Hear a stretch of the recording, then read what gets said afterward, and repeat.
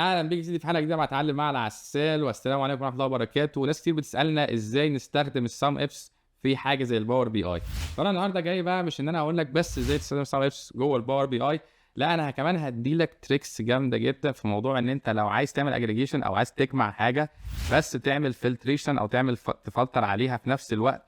وهوريك حركات قويه جدا وتريكس جامده جدا، والموضوع ده اصلا فيه حاجات كتير قوي شيقه، بس انا حاولت يعني ايه اعمل لك اللي اقدر عليه في الفيديو دوت، يعني اوريك تريكس حلوه قوي ان شاء الله هنتفرج عليها، حركات صايعه يعني. فنتفرج مع بعض ان شاء الله النهارده في الفيديو دوت ازاي هنطبق فكره سام افس بالباور بي اي بمعادلات تانية وفكره تانية، لان سام افس نفسها كمعادله مش موجوده جوه الباور بي اي. فهنشوف الكلام ده النهارده مع بعض في الفيديو دوت، فتابعوا لحد الاخر لان ان شاء الله باذن الله اكيد هتشوف حاجه جديده، وان شاء الله باذن الله ممكن تستفيد بشكل كبير.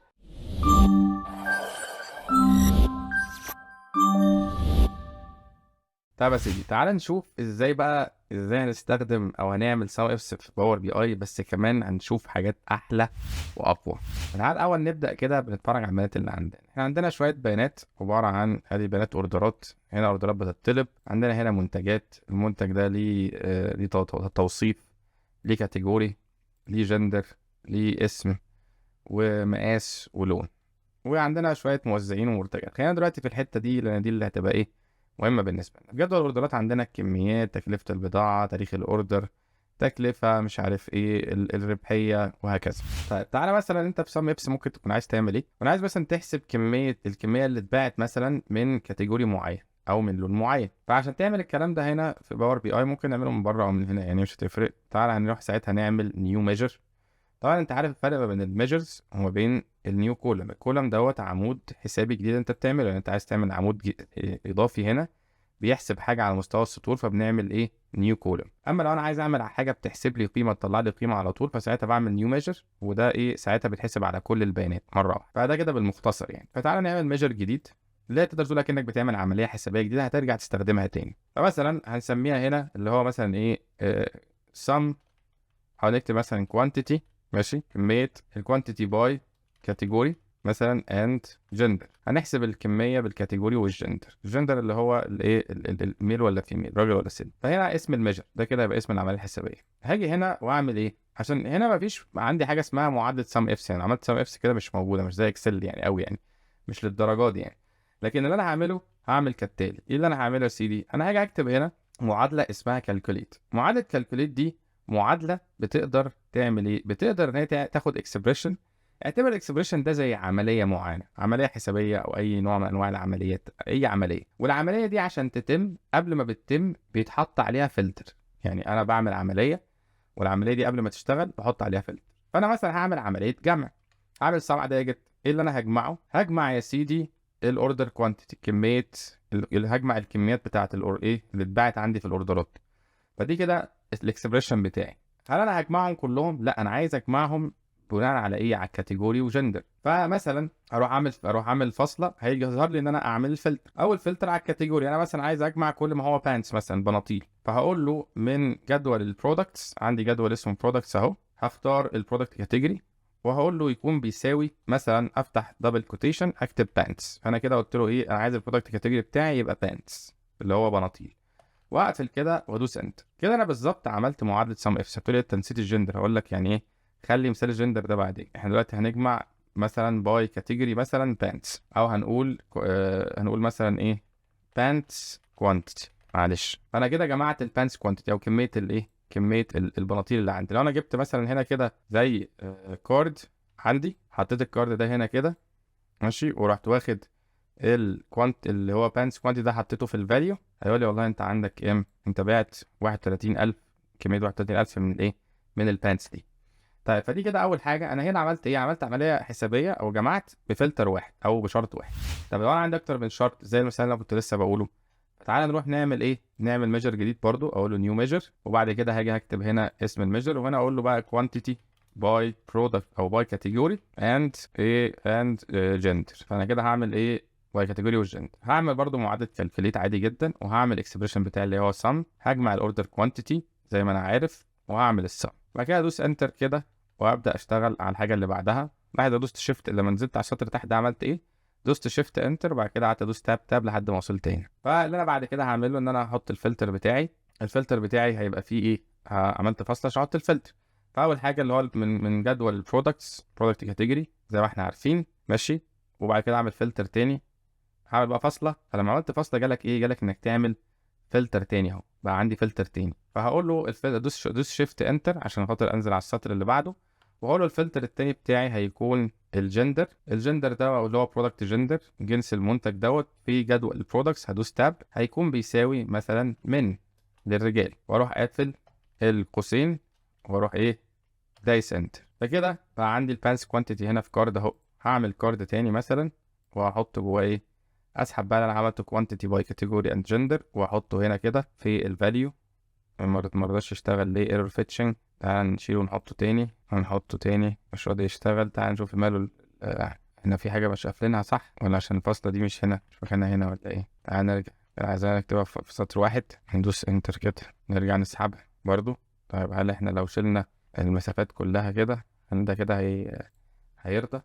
سوري، احنا مش حاطين اسم الكاتيجوري ايه، كاتيجوري ازاي نحط بانتس، تمام. فاحنا اخترنا ما اخترناش كاتيجوري، فهنا هنقول مثلا quantity for pants، هنا مثلا for pants او for ايه او for men pants، كمان عشان خاطر تبقى يعني ايه حاجة اكثر توصيفا يعني. فنسيت البانتس هنا اهو، فطبعا هنا ايه دبل كوتيشن، نسيت ايكوال، نحط يساوي، دوس انتر، كده اشتغلت الحمد لله. طبعا انت ممكن يعني زي ما قلت لك تيجي تدوس هنا يعني شيفت انتر تعمل تابات بتاعتك، وبعد كده تيجي هنا. ليه انا بعمل كده يعني شيفت انتر؟ عشان خاطر يبقى شكلها منظم تحت بعض كده يعني، فاهم؟ يبقى ايه، يبقى حاجه شكلها كده منظم تحت بعض. هنا كتبت الاكسبريشن، هنا الفلتر الاولاني، هنا الفلتر التاني. طبعا دي ميزه لطيفه جدا. فهنا عندك مبيعات الايه، كميات البانس اللي اتباعت للمن، وهنا كميات البانس كلها. فكده انت عملت ايه، عملت تو فلتر، او عملت ايه يعني عملت فلترين على نفس القيمه. طبعا ده بيساعدك ان انت لو انت عايز تطلع بفاليو معينه او قيمه معينه محدده انت عايزها وتكون موجوده قدامك وتشتغل بيها. في امثله تانية يا سيدي ممكن نستخدم فيها الموضوع ده، او في حاجات تانية ممكن ندمجها مع معادله كالكوليت برضو، بتساعدك بشكل حلو قوي. ماذا لو يا سيدي ان انا كنت عايز مثلا، لما تيجي تبص على البيانات هتلاقي ان انا عندي اكتر من لون. تلاقي مثلا عندي الوان مختلفه، ازرق واسود وبيربل واحمر وكده. طيب فنفترض ان انا عايز اجمع مثلا الكميات، او ازود بقى فلتر تاني ان انا عايز ازود اللون، وعايز اخد لونين مع بعض، مثلا زي مثلا الاسود مثلا والجراي، مثلا اسود وجراي مع بعض، اخد اسود وجراي والاثنين في نفس الايه الجدول، في نفس قصدي العمود. في الحاله دي ايه، لو انا جيت كتبت دي هنا كده على طول وقعدت اقول ان الفلتر اللي بعده اللون احمر، وبعد كده فلتر تاني واللون مش عارف اسود، طبعا ده اصلا مش هينفع. لان الاثنين في الفلتر، انت كده لما تيجي تشترط ان الفلتر في اللون برودكت كولر اسود، وبعد كده تقول له برودكت كولر جراي، فالاثنين دول كده متضاربين مع بعض، فيعمل لك مشكله اصلا ما ينفعش تعملها.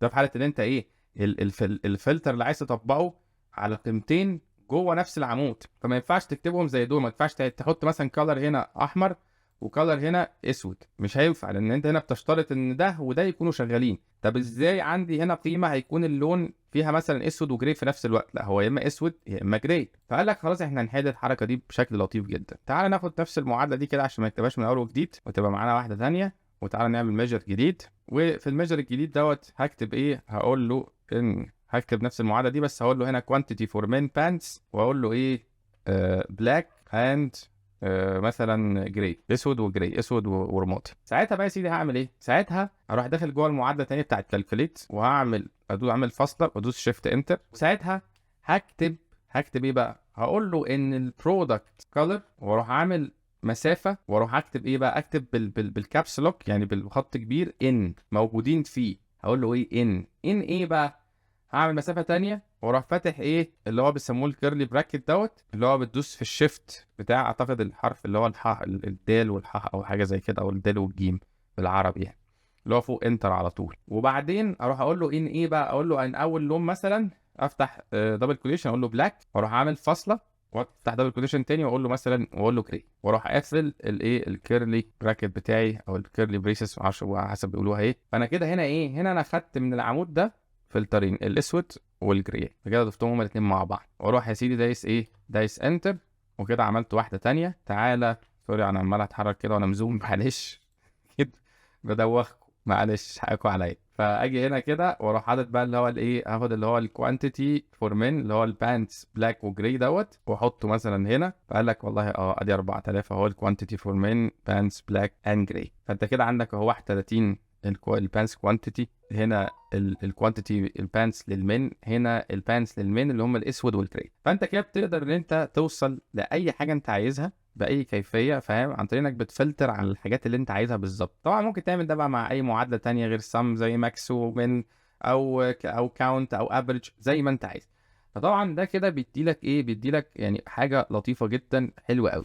في شويه تريكس تاني ممكن نتكلم فيها ونعملها غير ان، ودي احنا ممكن يعني ايه نستخدم، يعني لو يعني مش عايز اطول عليكم الفيديو قوي، بس مثلا في حته مثلا هنا اللي هيحصل كالتالي. لو انا ضفت فلتر مثلا، لو انا جيت هنا وحطيت سلايسر اللي هو عباره عن فلتر، حطيت فلتر هنا كده، وغير الفلتر ده مثلا يكون نحط ريتيلر مثلا، هنقول مثلا دوله، معرفش عندنا دول كتير ولا لا. فمثلا اخترت اسكتلند، فهتلاقي هنا ايه البيانات بتفلتر عادي، مثلا انجلند، اسكتلند، ويلز. طيب فهنا كده البيانات ايه بتتفلتر عادي جدا وما فيهاش اي مشكله. بس لو احنا جينا غيرنا الفلتر ده وخلينا الفلتر ده يا سيدي على اللون، انت فاكر طبعا ان احنا كنا مختارين ان الالوان هنا ايه بلاك وجراي. طب لو انا اخترت مثلا اللون يبقى بلو، بص هنا بقى الراجل ده قال لك ايه، ماليش دعوه، انا عندي هنا بقول ان اللون اسود وايه وجراي.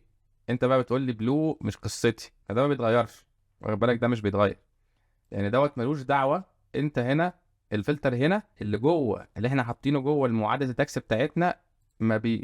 لما بيتعارض مع فلتر تاني بره بتاع الميجر بيفضل شغال. فلو اخترت جرين ملوش دعوه، لافندر ملوش دعوه، اخترت جراي ملوش دعوه، فاهم يعني. هتبقى عندك هما الجراي والبلاك مع بعض يعني، دوس كنترول كليك فتختار الاثنين وانت كده كده اصلا مختارهم. فاي حاجه تانيه تختارها ما تشتغلش. طب ازاي ان انا اخلي ان الميجر بتاعي لو الفلتر اللي انا حاطه اتعارض مع الفلتر اللي انا عامله، ازاي اخلي الفلتر دوت يشتغل برضه، يشتغل مكان ده؟ ازاي اعمل الحركه دي؟ الحركه دي عشان تعملها يا سيدي هنعمل كالتالي.